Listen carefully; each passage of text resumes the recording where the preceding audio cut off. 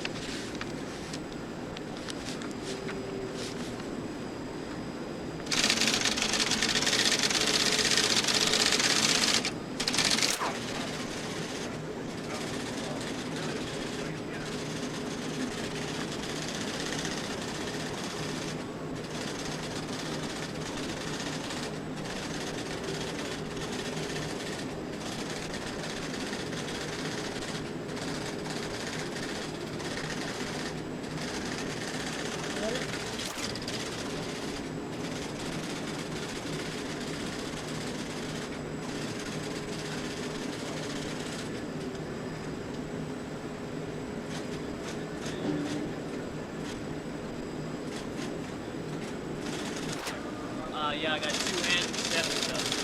Or, 27.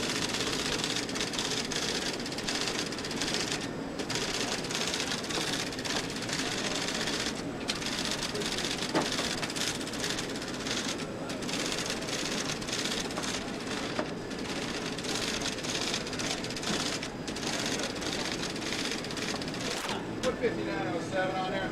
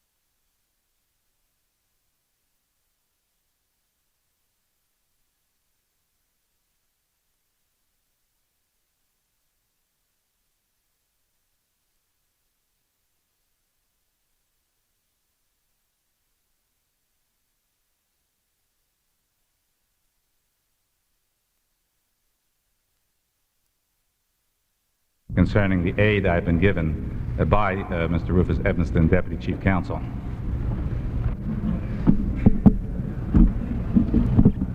Well, in the words of Senator Urban, I would like to thank Mr. Dash for his eloquent prevarication on my behalf. Mr. Gray, for the record, would you state your name and address? Yes, it's Louis, L-O-U-I-S, Patrick Gray III, Stonington, Connecticut. Now, Mr. Gray, I'm going to ask you a few questions regarding your background and how you came into the Nixon administration. Now, I believe you... And those documents are in are exhibits before this committee. I have submitted them. Mr. Chairman, I have no further questions this time. I believe. Yes, sir, 26 years of it. What was your rank when you retired? Captain. You were accustomed to carrying out orders of superiors, were you not? Yes, sir, in the Navy I was trained in, you said aye, aye, sir. That was the same Navy I served in, I may say also, Captain Gray. Now, getting to these Hunt papers that were turned over to you on June the 28th, I believe it was, 1972, is that correct? Yes, sir, in the evening. And they told you never let them see the light of day? Yes, sir, these, as I best remember it, Senator Talmadge, That order that Tennyson must have had in mind when he wrote the charge of the Light Brigade, that theirs was not the reason why, but to do or die. I don't know that I thought in those terms, Senator Talmadge, but I really, you know, I took this as an order, and I did ask the question, should these become a part of the FBI investigative file? And I was told no. You accepted it as an order, and you executed it as an order, and you carried it out as an order. Is that correct? That's correct, sir. What did you think of the source of that authority was? Well, as I've testified, neglected to say, in the course of the conversation in the Attorney General's little private office, when he was sitting there after having talked with the President, Mr. Kleining said to me, there must be no implication that in burning these files there was any attempt of a cover-up at the White House. And I told him, I said, Dick, I clearly got instructions, I thought, to burn those files, and I burned them, and that's going to be my testimony. Do you assume that Dean's authority came from the President, did you not? He was standing right there in the presence of the top assistant to the President. You assume that Ehrlichman's order came from the President? I had to believe they were acting for the President, yes, Senator You Thomas. assume that it came from the Chief Executive of the United States of America, acting in that capacity? His subordinates, is that what you assume? I made that assumption, but Senator Talmadge, in fairness and decency and honesty, I've got to say I just can't testify under oath that the President ordered them to do this. I can understand. But I made that assumption. There's no. You in the Navy, when you got an order from the fleet commander, you assumed that it came from the Chief of Naval Operations, did you not? That's correct, sir. And in turn, that he was appointed by the President of the United States, and it came from the authority of the President. Is that an accurate That's statement? correct, sir. I believe you, in some statement, you stated you wrote the President, I believe, That is in correct. 1968, to beware of his subordinates. They were attempting to wear his stripes as Commander-in-Chief. Is that correct? Yes, sir, I wrote that to him. That was in connection with my letter to him saying that I was delighted to hear his remarks on the evening there in the Waldorf, because I was writing in terms of the divisiveness and polarization that had set upon our country, and it seemed to me that he was saying that he was going to heal this, and I wrote it in that connection. I wrote him a very idealistic, flowering letter, and that letter was introduced in evidence before the NEDSI subcommittee. But in that letter, I did say just that, Senator Talmadge. What made you think then that his subordinates were trying to take advantage of the positions they were being placed in? That was very early in the game, and I didn't know any of those subordinates, but I knew that sometimes that this would occur in the area of White House politics, and I was merely telling him that. I had nothing specific in mind, Senator Talmadge, because I didn't even know who were going to be the subordinate. That was a foreboding on your part in behalf of a friend. That is correct, Senator Talmadge. If you had that suspicion in 1968, What made you abandon that suspicion in 1972? The thought never occurred to me at all again. You know, that letter had to be dredged up out of memory. You assume then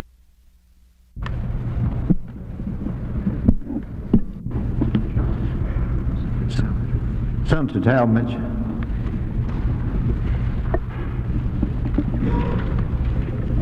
It was in the concluding remarks of Mr. Dean when he said to me that these have national security implications, they are political dynamite, and clearly they should not see the light of day. was it your thinking when you received? I can't really, Senator Talmadge, that one thing I know.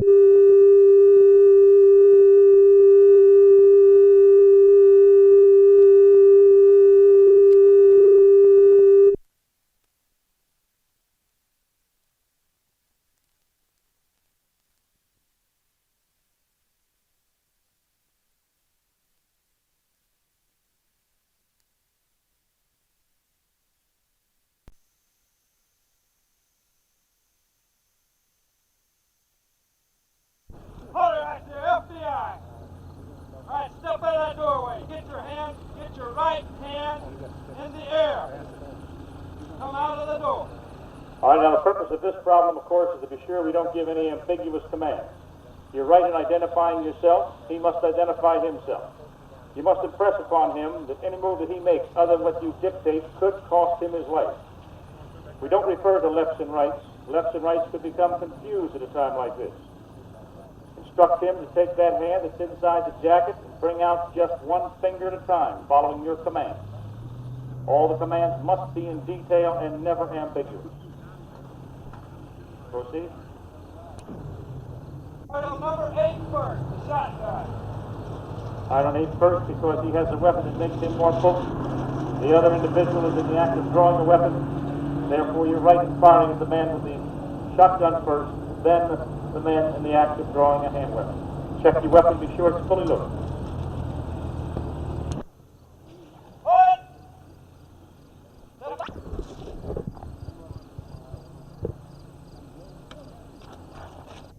He appears to be one of the subjects. Counterfeit. Halt! FBI! Keep still right there, don't move. If you move, you might be killed. Then what? Show me your right finger, the finger in your pocket, in your coat, pull it out one finger at a time. Index finger now. Don't move too quick. Right, you're exactly right. You identify yourself, you have him identify himself. Be sure that the commands that you give are not ambiguous. They must be commands that can be followed. Why did you fire? Yeah, an automatic gun. Is he one of the subjects? Yes, he is. You do have a warrant for his arrest. Yes, we do. The one with the shotgun, number 8. You went for the shotgun first because that weapon makes him more potent. That gave you a longer time to get to the man who's still in the act of drawing. Want to check? Hold it! FBI, keep your hands up. Come out the window, keeping your hands high. Head first, now. Exactly right.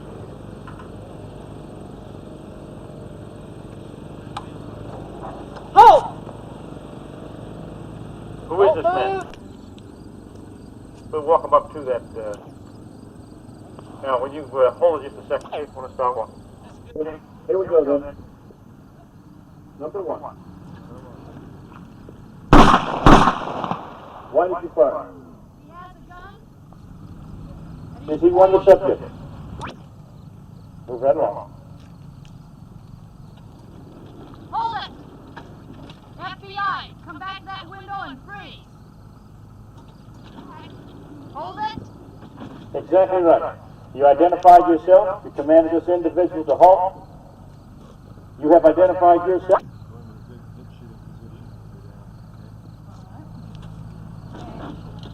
Hold it! Right there! FBI! Then I what? want you to move very slowly. Drop that napkin and raise the hand very slowly. You must impress upon this individual, after you have identified yourself, press upon this individual that he must follow all of your...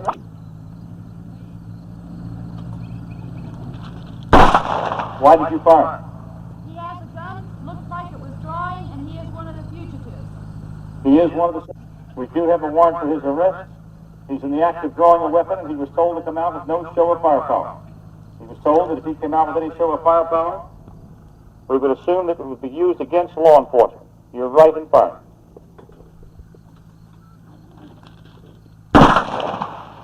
Why did you fire? Again, he has a gun. He is one of the subjects. He's armed and dangerous. When I check your weapon, be sure it's fully loaded.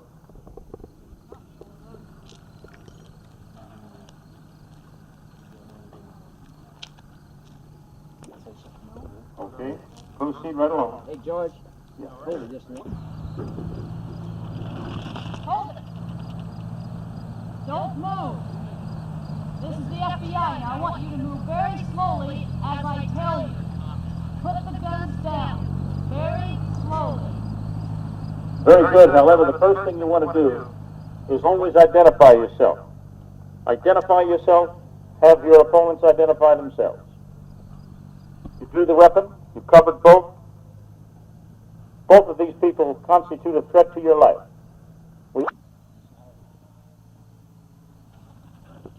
Hold it. This is He the says, FBI. "Who are you?" Now I want you to come right out that window very slowly. Do Exactly the right. same. Come out that window. He is one of the subjects. I see that he only has one hand in the air. The other hand could be holding a weapon under the jacket pointed back at you and I right now. You're right in taking cover by the fire hydrant. Many officers' lives could be spared if they would take cover anytime the cover is available. It is Behind his back. a weapon in behind his back. Right. Let us say, first of all, he is one of the subjects. Some people might be of the opinion that he's trying to give himself up. However, I only see one hand raised. His other hand is under his jacket, pointed back at you and I, holding a weapon. It's not around his back. It's down right beneath his elbow. You're right in taking cover as you did. Take cover. Why did you fire? He was pointing a gun at, weapon at me. Is he one of the subjects? Yes, he is. Do you have a warrant, therefore, for his arrest? Yes, I do. Very good. Notice he was wearing body armor. This serves as a reminder to you that you should be wearing body armor anytime you think the need is there. We have a supply of this in our field office. Don't lose sight of the fact that the opposition also could be so equipped.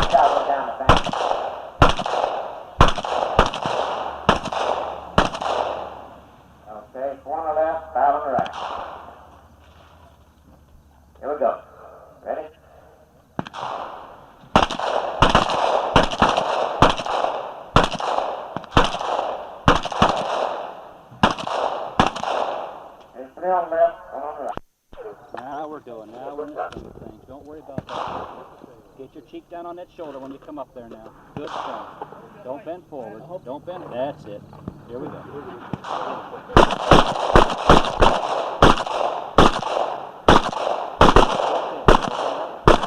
And load at the end of the range. Keep your wet muzzle down range.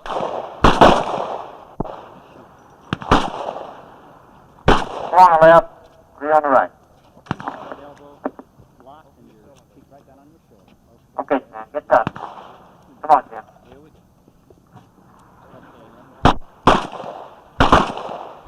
Ah, boy. Real good. Nice shooting. Nice shooting. 6 left, 4 right. Keep it down range. Okay, combat stance, good tight grip now. Watch those targets. Good shot. Can't get any... Come on, running man. Get down in combat shooting stand. Get down.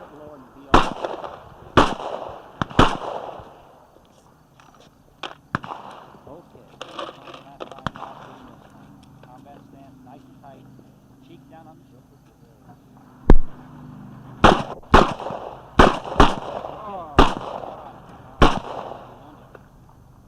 Okay, hold it just a moment.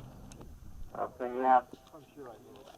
Let's start alternating now on the both is 1, 6, 2, 5, 6, 4. All right? Start out on that. Paul, and the running man, shoot about 4 going over, 2 coming back.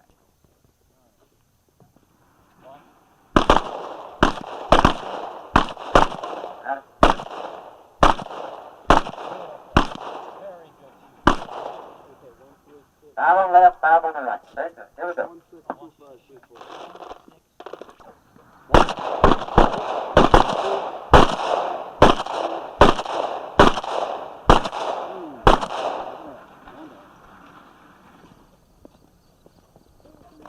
Okay, we're shooting all these now. 1, 6, 2, 5, 3, 4. I'll call them, you shoot them. All right? Here we go. 1.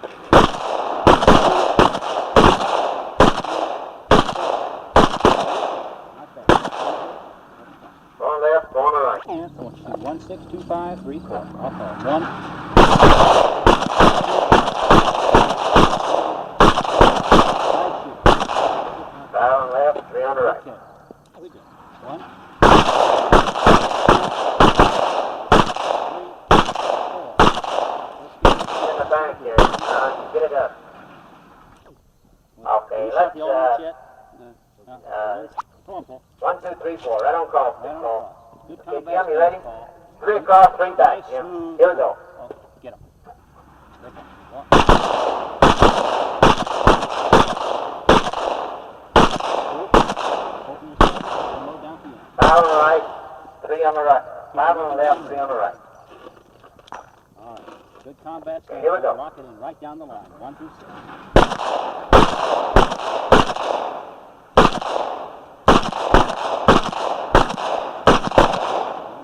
Okay, 4 on the left.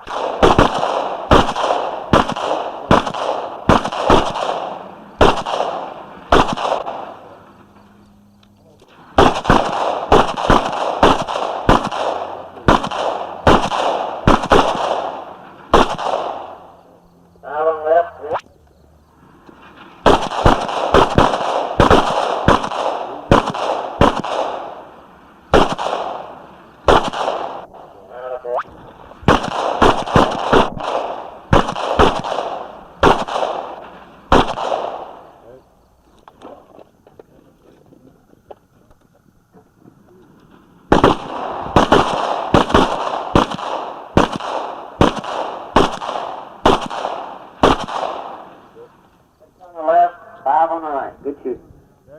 Squeeze the trigger all the way through there.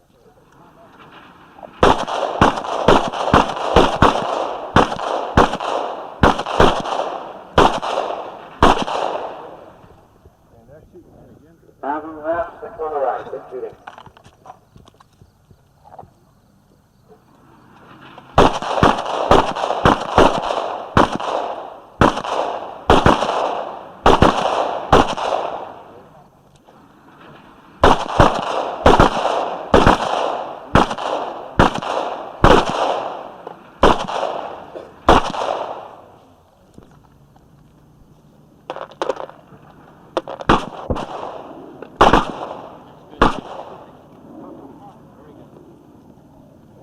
What's the matter, Bob?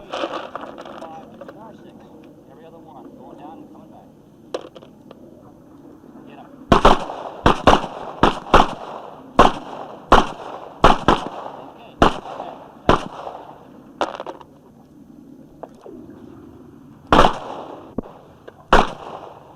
Okay. Let's get down more on that combat shooting, Paul. What's the matter, Dan?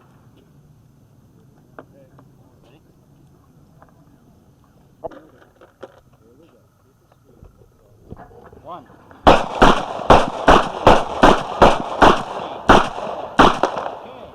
Good.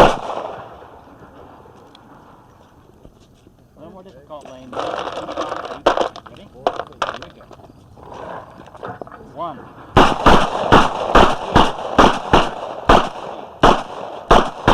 Okay. You can hit these like this, can't you, Steve? I don't know. You shoot one.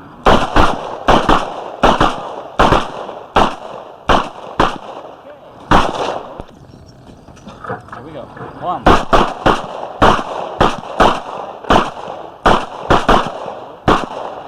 Not bad, Steve. Not bad. Oh, 1, 2, 3, 6, 5, 4.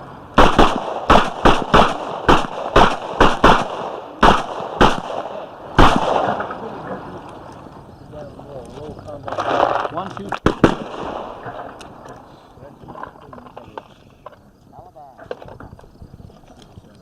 Hold it just a minute. Right.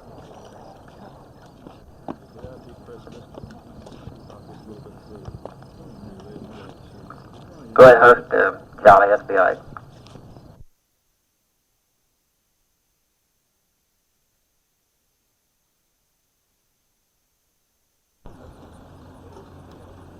Hold it right there, FBI. All right, what are you going to do with him? Well, I'm trying to get him to get out so I can see him and disarm him and take him out. I don't think he was Hold going it. to touch him. Let's flip.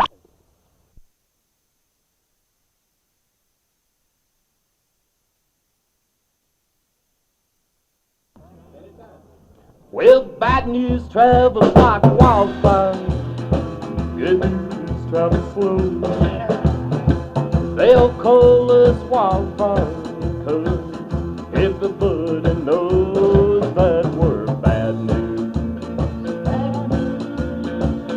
Everywhere we go, always getting into trouble, leaving little girls that hate to see us go. They tried to hang us in Whitehall, and they did in Waterloo, but we wouldn't judge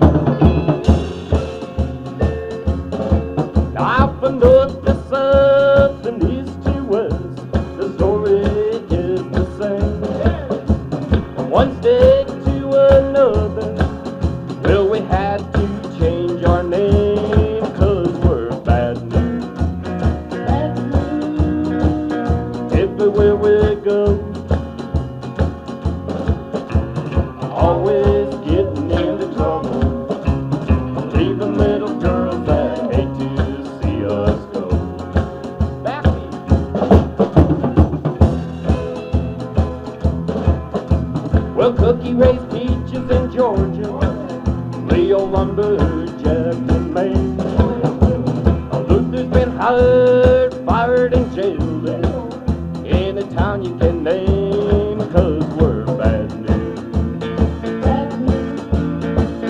Everywhere we go,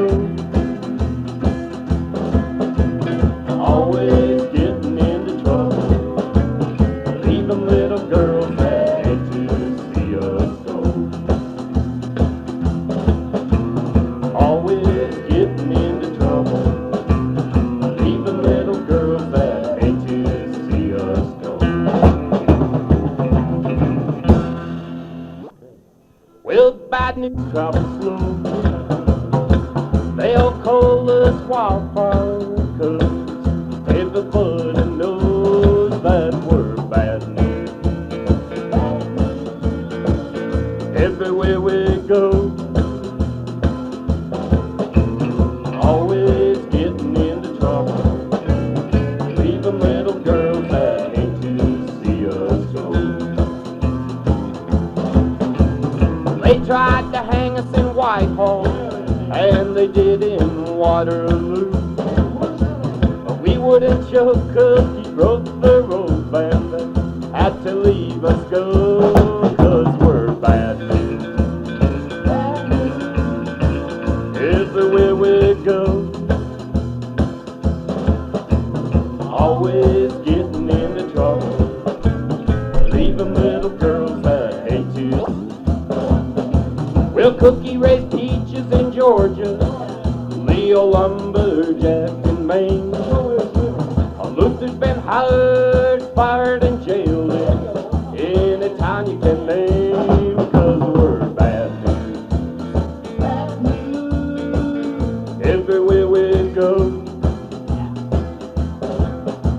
always getting into trouble, leaving little girls that hate to see us go. Yeah! Run him down, then he grabbed him a jug and he passed it around. Fighting for the Cleveland, happy for the Cleveland. Oh, what I will the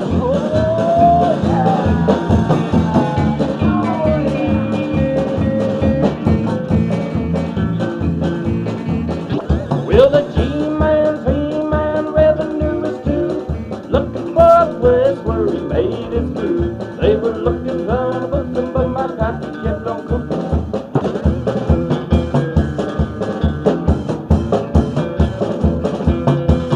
Well, I asked my pappy what he called his brew, a black velvet instead of Mountain Dew. I took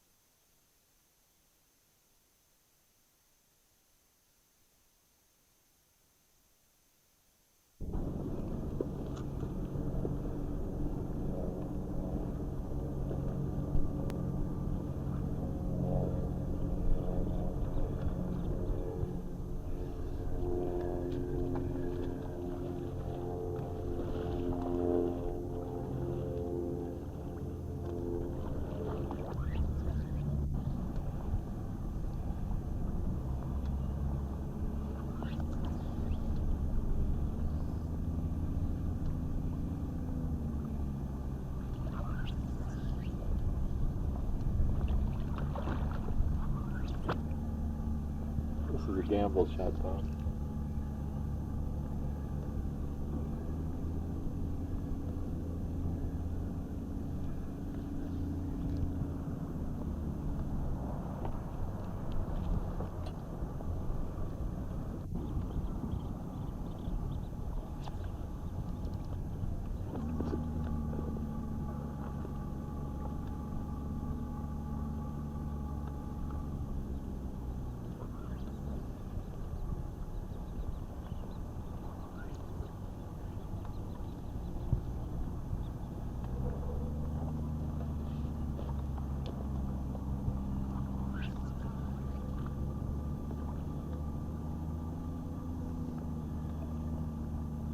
This is an absolute...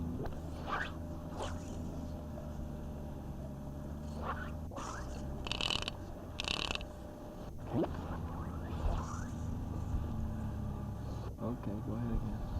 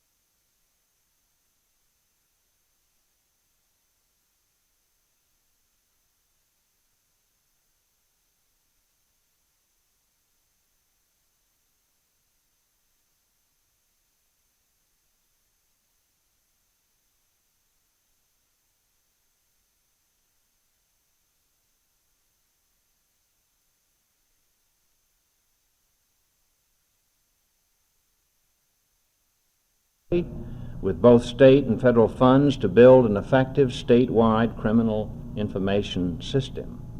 We did so with the intent of tying into the national system. However, we have heeded a warning in that same President's Crime Commission report that the use of computer technology requires special precautionary steps to guarantee individual privacy and civil rights. We have taken these steps in Massachusetts. In 1972, I signed into law an act establishing our computer system governing criminal history records. But that law specifically spelled out procedures to safeguard and protect individual rights. It defined what information could go into the computer and who could have access to it. We still believe that those persons found innocent of a crime in a court of law are not to be considered criminals, and so arrest records are prohibited from being entered unless followed by convictions. And while we provide full access to this information to all agencies engaged in combating crime, we are careful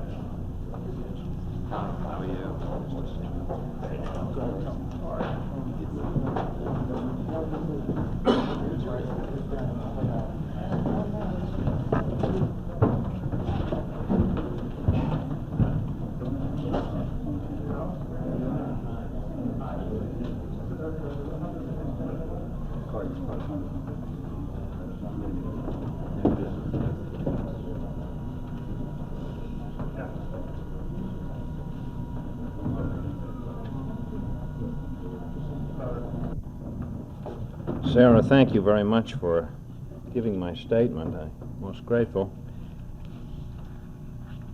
Today I'm joining this petition on behalf of the citizens of the Commonwealth of Massachusetts.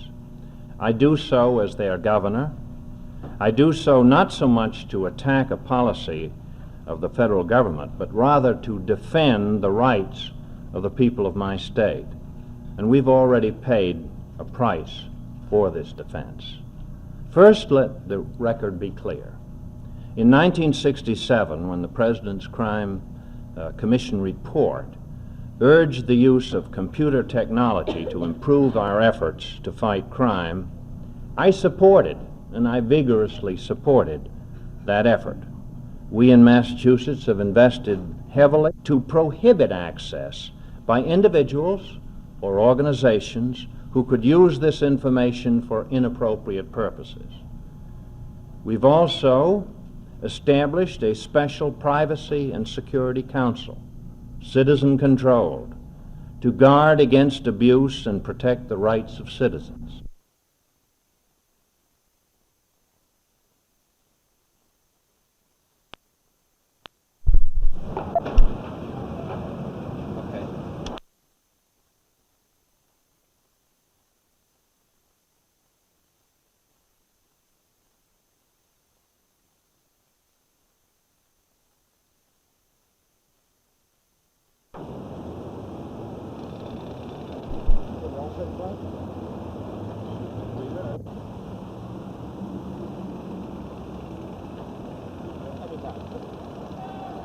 It has not been a good year for the FBI. We learned that the acting director had been used to burn evidence in Watergate.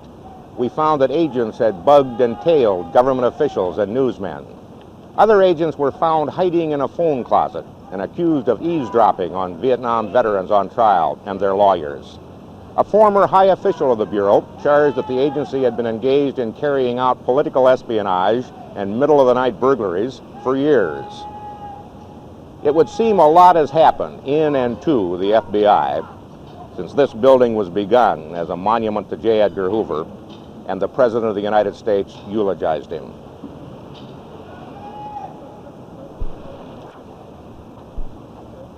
Anytime you're ready.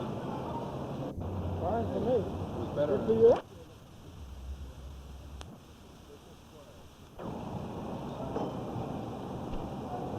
Good evening. I'm Harry Reasoner, and this program is called The Reasoner Report. For the next half hour, I'd like to look with you at one story, the FBI. I come from a generation which has trouble questioning the FBI. No other institution, including the U.S. Marines and the Royal Canadian Mounties, seems so incorruptible and untouchable. No other American institution ever stayed so long under one man's domination. And then all of a sudden the man died, the next man got into bad trouble and is gone, and the old image of the FBI in peace and war is shattered. Now it's the FBI in crisis and change, with a new man seeking a new image.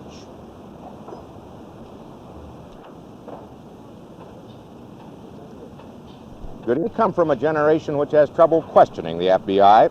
No other institution, including the U.S. Marines and the Royal Canadian Mounties, ever seemed so incorruptible and so untouchable. No other American institution ever stayed so long under one man's domination. And then all of a sudden, the man died, the next man got into bad trouble and is gone, and the old image of the FBI in peace and war is shattered. Now it's the FBI.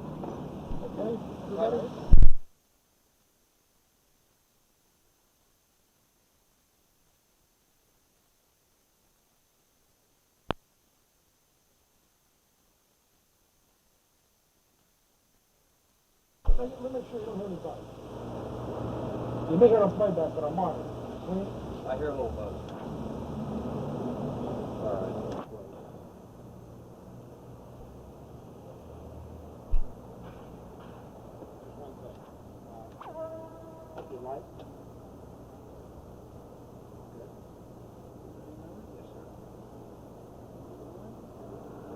Here in the Justice Department, which still houses the FBI, the first official inquiry into the Bureau is now underway. That's a sign of change. Nobody would have dared investigate the FBI of J. Edgar Hoover. And fundamental questions are being asked. Should the Bureau have a function of political intelligence? Should it be allowed to wiretap? Should it be taken out of the Justice Department and made a separate agency? How much independence should its director have? The list is long, and the inquiry may take months. It's impossible to predict now what the final recommendations will be. What can be hoped for in the end are two things: that the Bureau will not again become a law unto itself, responsible only to the will and whim of its director, and that the Bureau will not again become the political instrument of any president or his men. What is certain is that the FBI of nostalgic memory will never be the same. Good night.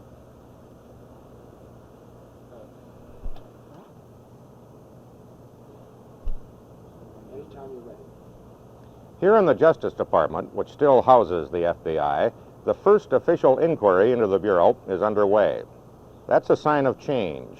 Nobody would have dared investigate the FBI of J. Edgar Hoover. And fundamental questions are being asked. Should the Bureau have a function of political intelligence? Should it be allowed to wiretap? Should it be taken out of the Justice Department and made a separate agency?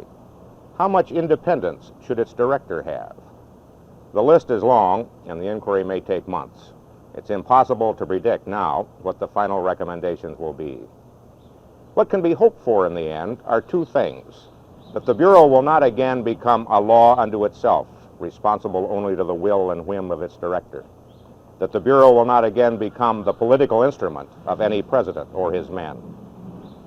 What is certain is that the FBI of nostalgic memory will never be the same. Good night.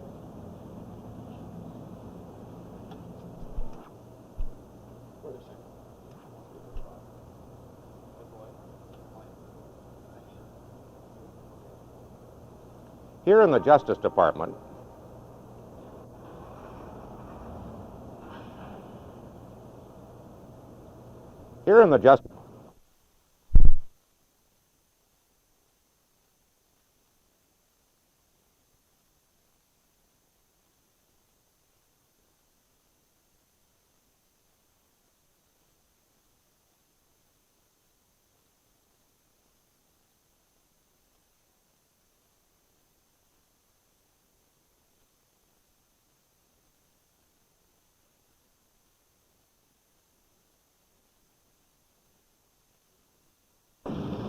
Editor, this is street noise for the exteriors of Justice Department.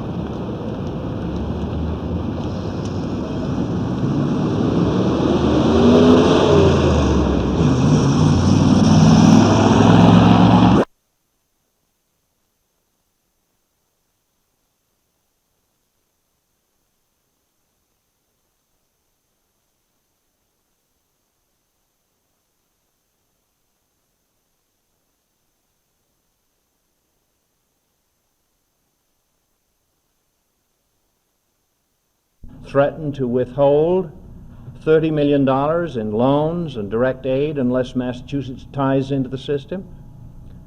The Defense Investigative Service has frozen 2,400 jobs in Massachusetts, and at a time of very high unemployment, unless Massachusetts ties into the system.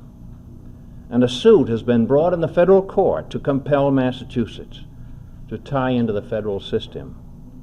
All this, and yet we refuse. We shall continue to do so. Now, this is why I've joined the petition today, to protect the people of my state from what has now become one of the biggest threats to our democratic system, the invasion of one's privacy.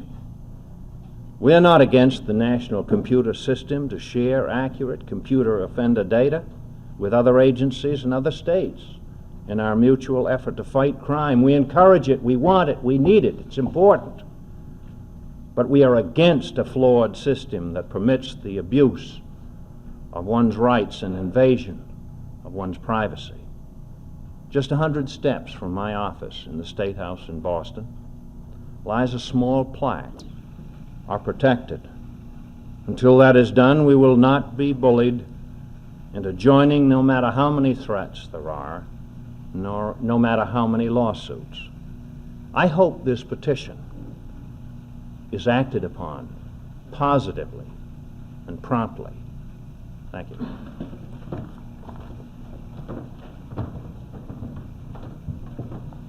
Thank you, Governor. I'd like to note that we will open everything up to questions as soon as a couple more statements are made. In many respects, the Watergate situation is to privacy what Shirley Finkbein was to abortion and what Attica is to prison reform. It's the lightning rod, it's the illuminator. It shows ordinary citizens how government instruments can be misused.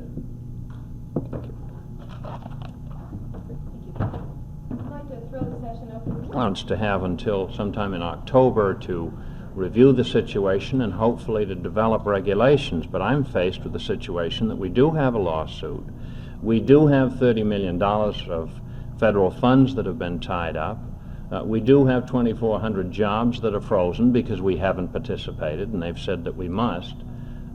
So that I feel that it's very important that I move. This is the first type of action, and I believe, particularly knowing Elliot Richardson as I do, that he will adopt regulations that will be appropriate.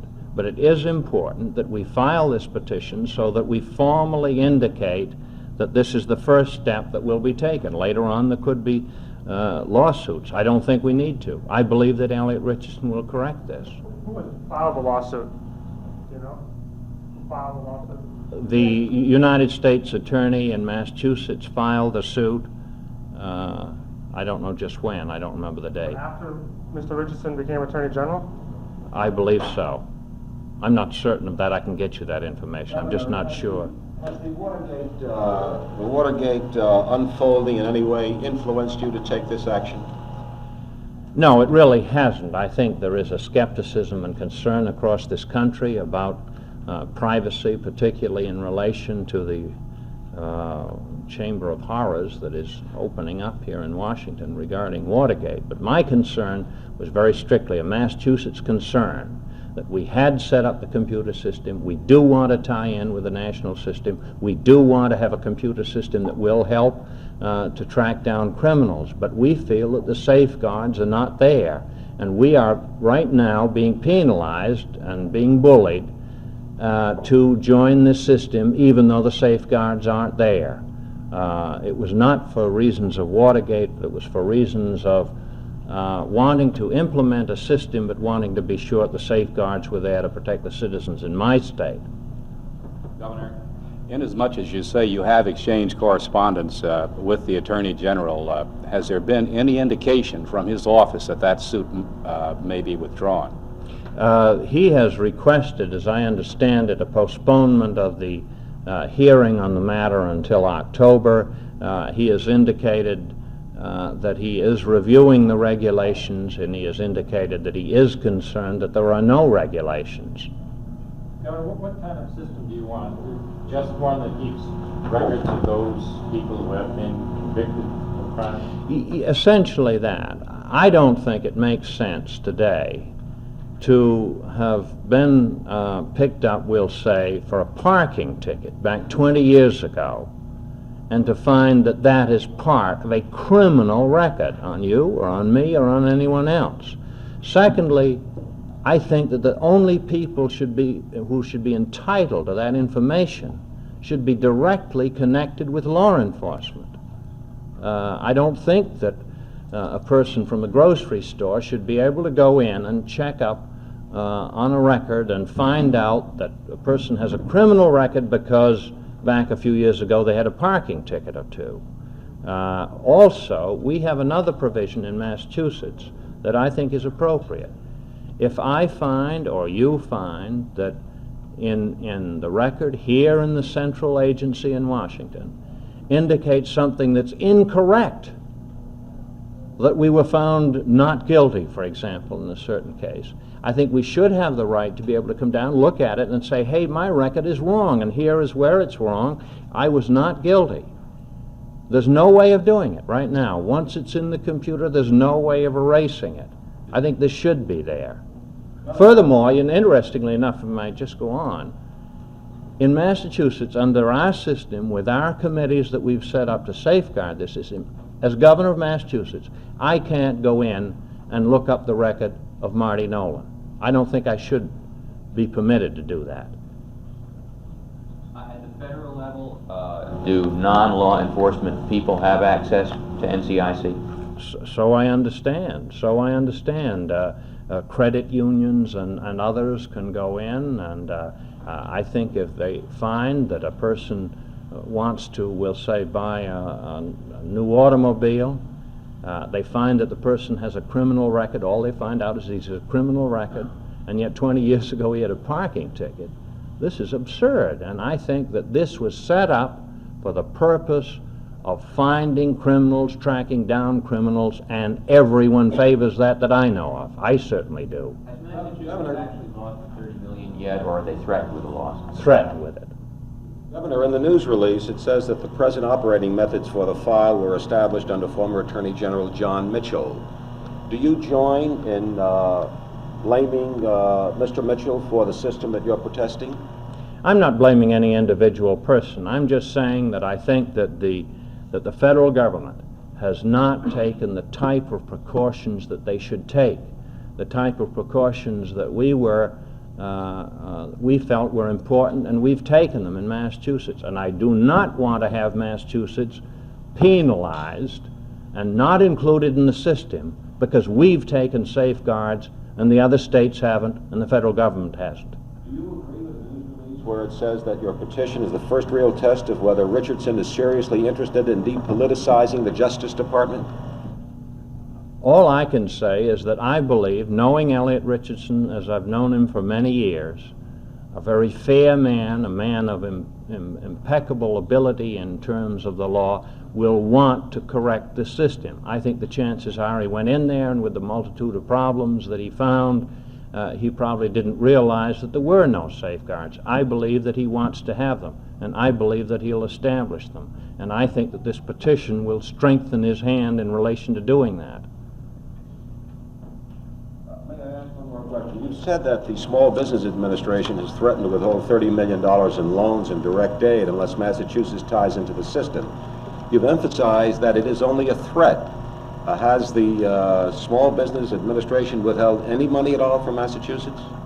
I'm going to have to ask the question. I believe that they have they held back the money or threatened to? It's being tied up. We don't have information on that because it doesn't go through the state. It goes directly to the individual businesses. This is a firm that, for example, wants to get a small business loan. The SBA wants to find out what the record is of that particular person. He can find it out in Washington if it's there, but we haven't joined the system in Massachusetts, and it's for this reason that the money is being held up. Do you think that's an example of an agency that should have a legitimate right of access under safeguards? I really don't believe so. I really don't believe so. I think that there could be machinery set up so that SBA could find out, but I think it should have safeguards. For example, as governor, I can't look into the records in Massachusetts under the system that we've set up. but we are seeking the authority to have my chief counsel able to go to the records and inquire whether a person that I might be appointing to office, whether or not he has a criminal record. But I emphasize criminal record. Today, there are records that are not criminal records, as I think was very well brought out by Mr. McLean when he visited the center in California with Congressman Goldwater. Can I just ask a general question? Was this system established as a result of congressional legislation? And this I would have thought it would have been the responsibility, whether it was in the legislation or not, for the Department of Justice to have developed safeguards to protect the innocent person. Governor, does the petition